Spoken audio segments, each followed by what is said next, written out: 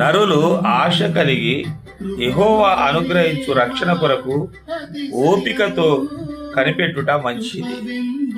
దేవుని యొక్క రక్షణ కొరకు, మనుషుల రక్షణ కొరకు కాదు. నిన్ను రక్షించేది దేవుడే.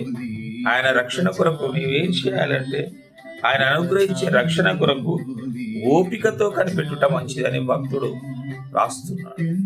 దేవుని యొక్క రక్షణ కొరకు దేవుడు మాత్రమే మనకు రక్షణ ఇవ్వగలడు. ఎవరు కూడా మనకు రక్షణ ఇవ్వలేరు, ఎవరు కూడా మనల్ని రక్షించలేరు.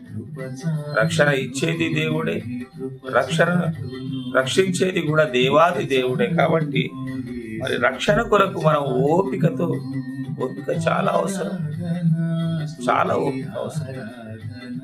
ఓపిక లేకుండా తొందరపడి మనకు రక్షణ కావాలి, దేవుడు రక్షించాలి, ఆ ఓపిక మనకు ఉండాలి. అప్పుడే దేవుడు మన ఓపికను పరీక్షించి మనల్ని రక్షించే దేవుడుగా ఉంటాడు. దేవుడు కూడా ఓపికను పరీక్షిస్తాడు. తొందరపాటు ఇష్టం లేదు దేవుడు.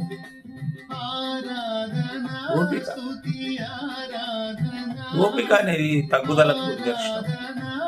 ఓపిక గల వ్యక్తులు తగ్గించుకునే వారిగా ఉంటారు, తమను తామును తగ్గించుకునే వారుగా ఉంటారు. ఓపికకున్న ఒక లక్షణం తగ్గింపు. మనం తగ్గించుకొని దేవుని సన్నిధిలో మనం ఓపికతో ఆయన రక్షణ కొరకు కనిపెట్టుట మంచిది.